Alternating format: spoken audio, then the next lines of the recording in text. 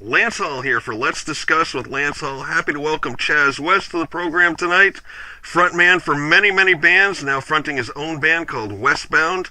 Album Volume 1 came out February 22nd on Frontiers Records. How you doing tonight, Chaz? All right, Lance. How are you? I'm doing excellent. Good. First time behind the wheel, calling your own shots. You've been kind of a hired gun throughout your career. You must be loving this. I am. It's a thrill and it's a dream come true. Definitely. Well, I'm in the driver's seat. Of course, with that becomes more responsibility too. Exactly. But it's great. And you've got a killer band lined up with you. I mean, I'm looking at the names here. You got Roy Z on guitar, Jimmy Burkhead on guitar, Jason Cornwell on bass, Dave Chili Moreno on drums, and Stephen LeBlanc on keys. That's a killer lineup, sir.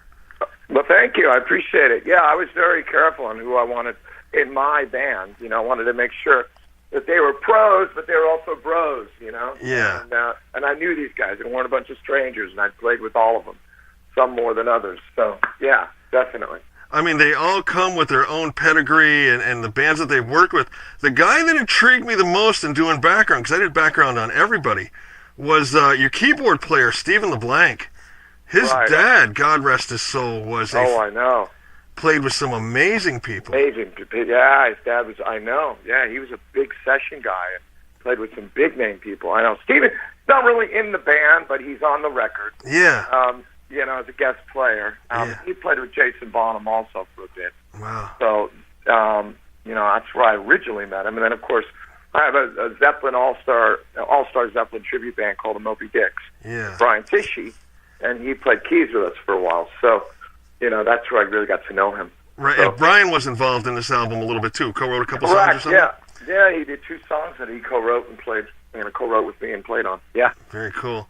And then Roy Z, of course, with Halford and Bruce Dickinson fame. Right. That's got it. Wow. I've known Z for many years. In fact, we first met when he was playing with Bruce Dickinson and I was with Jason Bonham, and we were on tour together in South America. Wow. And, we'd play like big stadiums together, and then afterwards, go to some local bar, and there'd be some band playing. We'd get up and jam with them, and, we got to know each other, and we both realized we both lived in Southern California, so we would run into each other here and there, or, there'd be like some jam, some, charity event or something. He'd be like, hey, come, let's get together. So when the Tribe of Gypsies record came up, he had to do another Tribe of Gypsies record. He had contacted me and said, hey, let's do this together, let's write together, and then there'll probably be a tour of Japan afterwards, which happened, Right. So that's how I realized we could write together, Yeah. not only as far as jamming. So, yeah, And I understand the first day you guys got together, you wrote Dance of Life? That's correct. Yeah. First time we got together, he and I and Dave, Chili, we got together, we were in the little room, and he came with the idea, and then I forget, and I had a melody idea. I think I even had the title of the song, right away. There you go. So, yeah. Very, very cool. Now, when you guys were recording this, were you all like, I know nobody records in a room together, but were you all like in the same studio, I guess I'll ask, or is this one of those where one guy was in one part of the world, another guy was in another part of the world, and it was all files, or were you together? No, we were together on this one. This was an old school way of doing things. I mean, in this day and age, unfortunately, having to do records like that. Resurrection Kings was pretty much that way. Yeah. But no, we did it old school, man. I mean, I was there from start to finish on every recording session, and most of it was done either at Z's home studio or Dave's studio, or we went to Ocean a little bit too. But no, it was at least a few of us were there. Very cool. Awesome. Yeah. Got to ask you about the album cover. Is there any significance to like the coloring and the image that's on it? How did that come about? I found it kind of intriguing. Actually, it's a tattoo that I have on my forearm. Okay. An English dagger, which has the W on it, and it's got a G clef and some music notes. I've had it for years, kind of like almost like a coat of arms type of thing. Yeah. You know what I mean? Right? And I sent it to my friend Karen, who's a graphic designer. I sent her a picture because I just wasn't happy with the ideas that were coming up for the cover of the record. I got to come up with something. And I was just sitting there and looking at it, and I went, wait a second. So I sent her a picture when I first got it done, and she came up with a great, I said, could we do something with this? And she really, and then I sent it to Frontiers, their graphic person, and they embellished it even a bit more, and there you go. So it's very personal to me because it is the tattoo I have on my forearm. Very cool. So, excellent. Yeah. Now, were these all new songs that you guys came up with, or was any of this sort of some older riffs that you had, laying around, or is this all brand new stuff? Everything was pretty much brand new, except for the songs I wrote with Tissue we'd done a couple of years ago. We wrote them. It was for another project that didn't work out, which actually turned out to be a blessing in disguise. Yeah. So, so it kind of, we added a little bit to it as far as the recording goes, but those songs had already been done. But everything else was pretty much brand new. There might have been a few ideas that Roy Z had, and we just kind of added to it and made it a complete song. And I had a couple things, but no, it was pretty much, straight up. Very cool. So, yeah. There were several songs that sort of jumped out at me as I was listening to it. I got to ask you about, because I love to get the story behind the songs and how they came about and everything. Beautiful Dream. Killer tune. And I'll tell you, you talk about the Zeppelin stuff that you did, and I got to confess, I had the Bonham CD, In the Name of My Father. Right. And I hadn't listened to that in a long time, and when I was researching for this interview, I saw you sang on that, and it rang a bell. I'm like, oh, yeah. Right. Pulled it out and listened to it. On this tune, Beautiful Dream, I thought you sounded a lot. I was a huge Fastway fan. Okay. Fastway from the early 80s, Dave King, who got compared to Zeppelin, Plant a lot. Mm-hmm. But I thought you sounded like Dave King. That was Pete Way's band, wasn't it? Yeah. Yeah, right. Yeah. So, that's cool. I love that band. I remember that. I remember hearing them when I was a kid. Sure. Yeah. Yeah. I thought your vocal styling on this song reminded me a lot of him. Really? Yeah. Okay. Yeah, because he always had a little different, I don't know what the word would be, timbre, maybe? Right, exactly. It's the tone of the timbre. Yeah, well, I never tried to be a Plant clone. I was never one of those guys. I obviously was heavily influenced. Yeah. Right, but not just him. I was never trying to be a clone. It was kind of a little bit of him and a little this guy and a little this guy and a little this guy. Yeah. And then put it all into my own style. Exactly. And that's what I've always tried to do. Yeah. But I love that tune. I love the message. I'm glad you put the lyric video out so you could read along the lyrics with it. Can you tell me a little bit about Beautiful Dream? Well, that was written about a particular lady that was in my life, and and made an impact. Let's just say that. Okay. And people are like, is she still involving? Yes, to a certain extent she is. Yeah. But it came from the heart and soul, and other parts of the anatomy. Yeah, exactly. The other one I really like, just because I'm a guitar guy, and this song just had an absolute killer riff, I thought, was Roll the Bones. Oh, yeah, that's badass. Yeah, that was, and of course that's all about basically gambling, but not necessarily always, just like not just at the poker table or at the craps table. It's also about life, Yeah. I mean, just in this industry and in just, following your dreams and goals is a gamble. Mm-hmm. So, I mean, in this day and age, you got to go for it. You got to take that shot. And so that had a lot to do with it. That was he came up with that idea originally. Wow. And then he just took it, we took it and ran with it. But thanks. Yeah, I like that one too. And I got to tell you, when I saw the title, of course, being a Rush fan, I immediately thought of the Rush song "Roll the Bones." That is definitely not Rush. No, definitely not. No, definitely not. No, just a great riff. It's not about the dice. Yeah, definitely dice. The roll of the dice. We talked briefly about "Dance of Life," being the first one that you guys wrote together, and I like that tune. And what I like is a lot of your songs have a positive, uplifting message to them. Yes, that was very important to me to get across, and I appreciate that you recognize that. That means a lot to me. Yeah. And I always say, well, it definitely has a spiritual message, not without being religious. Mm-hmm.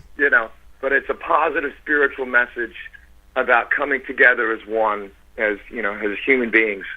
And there's way too much divisiveness in this country and in the world these days. And I want to basically say, no, man, I don't care what what your political views are, or whatever. It doesn't matter.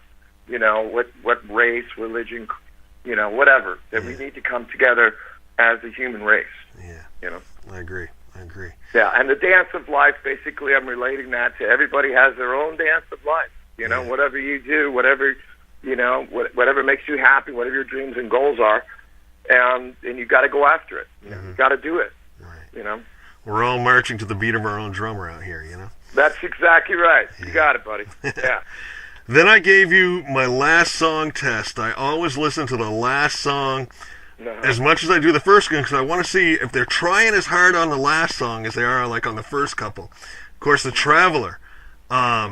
Great tune. I picked up a Zeppelin vibe to it, but you got that funky keyboard in there as well. Right. That I loved. Thank you. Yeah. I love that song. It's great. It's Traveler. Tell me a little bit about The Traveler. Well, Traveler's all about a journey, and basically wrote those lyrics I thought about back when I was a kid in, junior high school, and I'd come home, stoned and listening to on your headphones and listening to songs and gazing up the ceiling, the sky, and thinking about dreams and goals and, and what you're going to do with your life. I was one of those, big dreamer, big kids with big dreams, stoner kids that knew that there was bigger things than this, Right. So it's all about a journey in life, and I think that comes across, at least, I'm glad to hear you say you think it, you felt that, so you heard that, so yeah, and then yes, it's definitely obviously some Kashmir influence, but there's more than that even. There's a little bit of a rainbow influence, but I wanted to get that really was important to me to get that across. Yeah. It was the keys that I really loved, because it just set it apart, Exactly. Exactly, like you said, you hit the nail on the head. Talk about the funky part. You're right. So it's not a carbon copy. Right. There's definitely the influences. Right. Which, But then you got your own twist on it, which was good. You got it. That's what you always got to do. You got to put your own little flavor on it. Yeah. Now, you talked about being younger and being a dreamer. That's where we're going to take you next, back to your younger days. I read that you started singing kind of young after trying to play guitar. You kind of got it a little bit. You're a singer, but what you really are is a frustrated guitar player. That's true. I really am. Deep down, I really am. Still, I can play basic chords and enough to write some ideas and songs, but no, I started as I wanted to be a guitar player so bad. I loved singing, too. But at first, I was, and eventually, they would just kind of go to me. I was always guys that usually a little older than me. Like, why don't you just sing, Just be out front, You have more time to chat up the girls after, too. You don't have to worry about equipment, But I'm like, okay, when you're a teenager, like, okay, all right, let me try that, Yeah. Basically, how it happened, And then you really drew inspiration. The sound man was turning me down. Okay, on the soundboard. Turn him down more. Yeah, right. And you really drew inspiration from your first concert when you saw The Who, seeing Daltrey in action. That's true. I told Roger that, too. Yeah. I got to do a cruise with him a few years ago. I got to play on a cruise called the Moody Blues Cruise, and I told him that. And it's like, nah. So I'm going, I'm telling you. And he was a great guy. Very gracious, very intelligent. Yeah. Great sense of humor. So, and I'd met him before when I was playing with Jason Bonham years prior, and he kind of remembered it because he's like, it was more of an older crowd, and I kind of stood out a little bit in the front, and he's like, I knew you. Yeah, I thought I knew you, but I couldn't quite place it, Yeah. And then when I went backstage, it's like, yeah, it's Jay, I remember now. So because Jason and Ringo's son, Zach, had known each other since they were kids. Right. So, yeah. It must be cool to be able to meet somebody who influenced your life and tell them that. I think that's a great gift to have. It really was. Yeah. Absolutely. And, he was so humble. He's like, no, come on. And I'm like, no, I'm telling you. Yeah. And I would say my dad got me the tickets. They were sold out, and he got them for me. And I always say, well, Dad, you either get the credit or the blame, Yeah. Depending how things turn out. Right. Because I saw that and went, I want to do that. I can do that. I know I can do that. Yeah. Now, around that time... I'm sorry. Let me get you up. No. Go ahead. Finish your thought. I think like the next day or so, I was in the living room, and swinging the mic, and I think I took out one of my mom's lamps. and years later, when I had some success with Jason Bonham Band, I bought her a new lamp, and I said, here, Mom, this is to make up for years ago. Nice. I took out that one set of your lamps. Yeah, right. Yeah.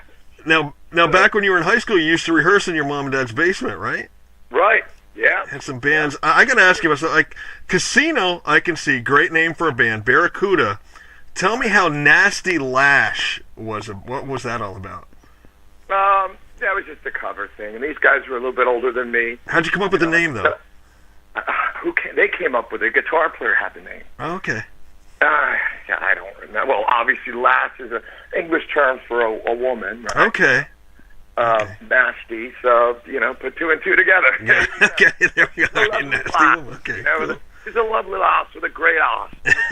So, yeah, right. But you rehearsed in your mom's basement, and around that time you're also doing a little acting in theater?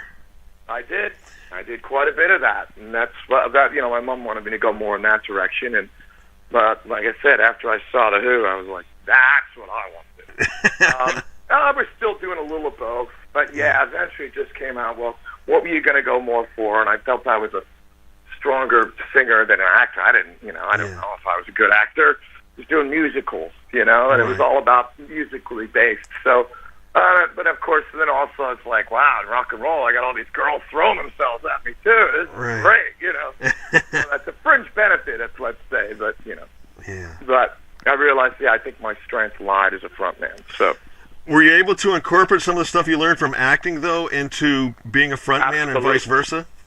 Absolutely, because it's about being a performer and feeling it. Oh yes. Yeah. So I'm not just one of those singers that just stands there. Right. I couldn't, Yeah.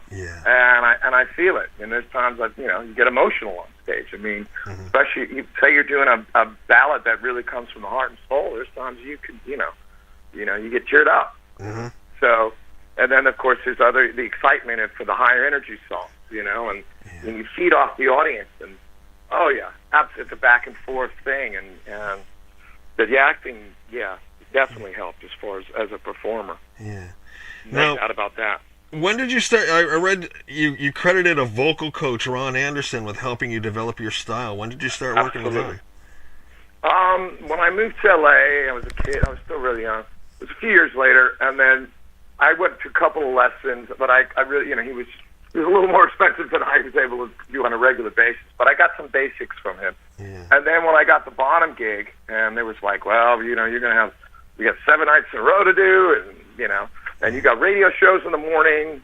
Do you have a vocal coach? You want to make sure you're really in shape. And I'm like, this guy, I haven't seen him in a while, but and of course, then he had gone, he was doing Chris Cornell, and, he'd been doing Axl for years. I remember that. I remember having a lesson, and he goes, I got to make you a little bit earlier because I got an Axl, and I'm like, oh, okay. And I was like, this is before cell phones. And I thought he was going to be coming, and it turned out Axl was on the road, and he was warming him up. He had a speakerphone, if you remember those. And he had it, and Axl and the tour manager go, okay, he let me listen. He's like, okay, all right, Axl, all right, here he is. And he would warm him up before he went out with GNR. Wow. Yeah. That's so amazing. It was like, oh yeah. So so Ron was incredible as far as technique and just teaching me the basics as far as using your head voice and diaphragm, and so you don't blow out your voice when you're singing from the throat. That's not the way to do it, and especially with a rigorous schedule. And so he, I've always been very grateful to him for how he helped me out. Excellent. Was reading about some of the bands that you played with. I mean, it's a who's who. You got Lynch Mob, you got Red Dragon Cartel, you got Foreigner, Tribe of Gypsies, Resurrection Kings. Everybody. Three-Legged Dog. Let's not forget Three-Legged Dog. Yeah, that was one. I mean, Vinny Appice, Carlos Cavazzo, and Jimmy Bain. I mean, that must have been pretty darn cool. We formed that together. That was all of us. We had a all-star cover thing called the Hollywood All-Stars. Yeah. And we were just doing covers of songs of different bands we were connected with and played with. And then, we said, well, why don't we get together and write? Let's see, and chemistry was there, so we did, and from that came that record, Frozen Summer. Yeah. Is there anyone that you haven't worked with that you've always wanted to? Jimmy Page. Okay. Name one. Joe Perry. Obviously I've worked with it because of, since Jason Bonham and doing the Bonzo Bash that I've been doing for 9 years now, I've worked with like almost every major rock drummer you could think of, with the exception of a few. Right. But I mean, as far as singer guitarists, Jimmy Page, Joe Perry, Eddie Van Halen, Brian May, those come to mind off the bat. Yeah. But how about a male-female duet? Who's a female that you would like to do a duet with? Ann Wilson. Yeah. Ann Wilson. I know Nancy. I've hung with. And Pat Benatar. Yeah. The girls with the big voices. As far as the older artists, younger. I think Lizzie Hale is great. Yeah. You're talking about female artists, right? Yeah. I'm thinking like a male-female duet for you, Right, that's what I was thinking. Yeah, exactly. I think either all those three singers, our voices would really work well together. Yeah. I think there's anybody else. Oh yeah, that girl that. Oh God, she was in the Grinch Who Stole Christmas movie. Oh yeah, Taylor Momsen. Taylor Momsen. Yeah. Right. Yeah. Pretty Reckless. Right. Yeah, Pretty Reckless. Love them. Yeah. Saw them a few years ago. They were great. Could be great. Yeah, I'd love to sing with her too. Cool. I think her voice is incredible also. So. All right. The newer generation, definitely. Yeah. Going back full circle now, getting back to the Westbound, Volume 1 came out February 22nd on Frontiers. Just a killer rock and roll album. Now, I only had the download, so I couldn't get all the credits and all the info and stuff. Did you guys produce this yourselves, work with an outside producer? Roy? Roy Z and myself, but Roy Z, I gave him the production credit, definitely. Yeah. Any plans to tour? That's what we're doing. That's what I'm involved in doing right now. We've got a couple shows in April. We've got the Viper Room in Hollywood on the 25th. Counts Vamped in Las Vegas, Nevada on the 26th. Looks like there may be a few shows on the East Coast the week before that. Now, my bassist, Jason Coleman, he lives in Mass. Right. So there's already one or two confirmed. We might have a couple of more. These are more promo shows for the record and for the band. Right. And I'm working with a booking agent, booking shows for summer, into the fall, spring, summer, fall, and into 2020. So, excellent. I want to take Westbound, far and wide, here, there, and everywhere, And you've got the 3 videos out. You got the lyric video for Beautiful Dream. You got Dance of Life. Help me with the third one. I can't remember the name of it. I'm sorry, what was that? The videos. The videos. Beautiful. Well, the first one, of course, was Never Surrender. There we go. It was Beautiful Dream. Yeah. And then Dance of Life. Those are the 3. Right. Yeah. Beautiful Dream was the lyric video. Right. Never Surrender was the one I couldn't remember. I didn't have that one. Yeah, that's the first one. That's Serafino's favorite. That was one he loved that one. Yeah. He wanted to pick that as the first single. I'm like, okay, great. And it was great because we played it at our debut show at the Whiskey a couple weeks ago, and we started with that after I played another song, and man, it was amazing how many people knew the song and were fist bumping in the air, on the chorus and singing along. Some of them, they knew the words, and I was like, wow, I was blown away. The record had only been out for a few days, and but of course that video came out in December, so that was a really good sign, and we had packed the place, so. Where did you guys shoot that video? It looked like you were kind of high up in a building. Which one? The Never Surrender video? Yeah. There's outdoor shots and then there was indoor shots. The outdoor shots, believe it or not, were here in Simi Valley, California. The funniest thing is my original idea was to capture the sunset, because it's beautiful. My friend's place has got an amazing house and incredible amount of land. And I was like, let's capture the sunset. Well, of course, that week it rained. And when it rains, it pours here. And I'm like, great. And my bass player's flown out from Massachusetts, and I've got the video guy from Vegas.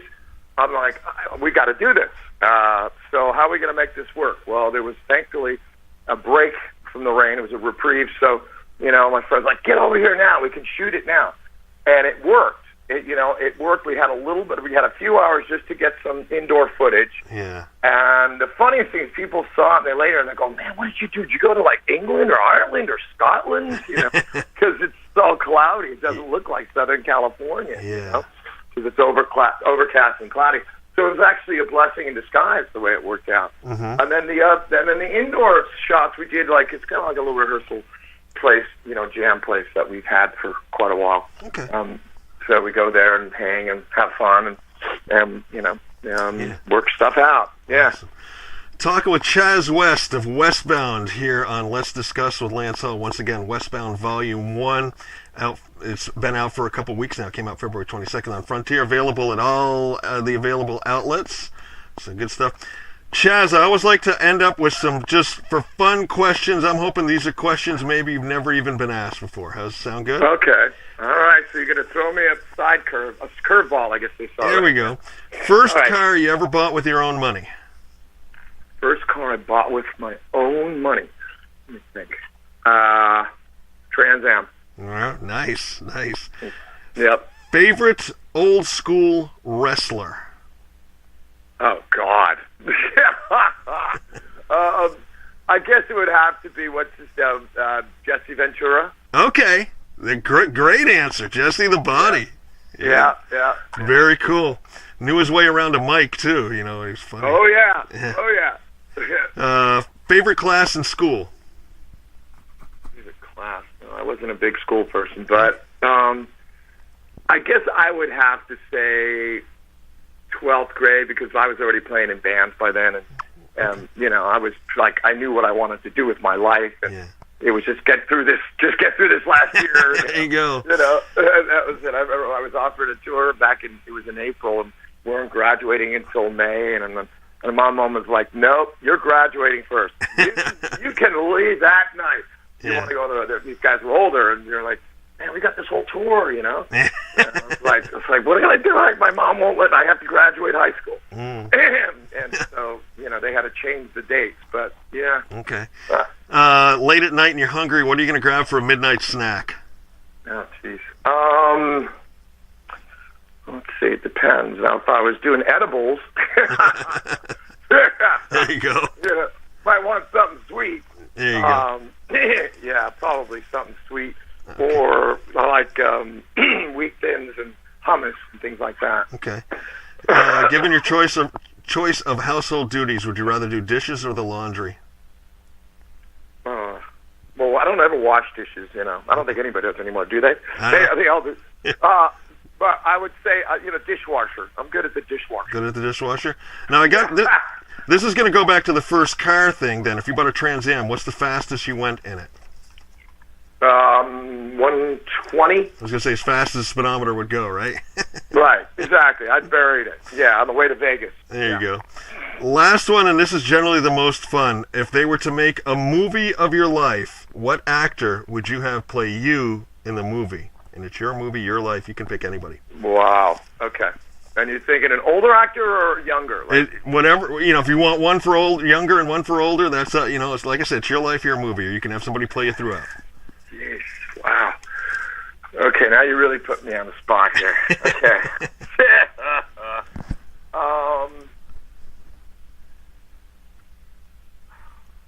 Older, I would say Val Kilmer. Okay. Because he did such an amazing job playing Jim Morrison. Younger, let's see. Wow. A young Val Kilmer. Yeah, young Val Kilmer. Yeah, right. I gotta think, man. I know there's somebody on the tip of my tongue, and I just can't think of his name. All right. Well, if you think of him, because I got one more question for you. All right. We go back to slightly serious then. What makes a great frontman for a band? Well, it's more than just being a vocalist. It's connecting with the audience and being able to really get across the song, the lyrics, and getting them energized, getting them so into it that they feel it, and and they're fist pumping and they're screaming and they're yelling, and maybe girls even get emotional at times and whatever. I mean, that's it. You're making them feel the song and the performance overall. Perfect. Great answer. Chaz, I thank you very much for the time tonight. This has been a lot of fun. It's been my pleasure, Lance. This has been a lot. I agree with you. Definitely a whole lot of fun. Once again, the album is Westbound Volume 1, so I'll take it there's going to be a Volume 2 coming?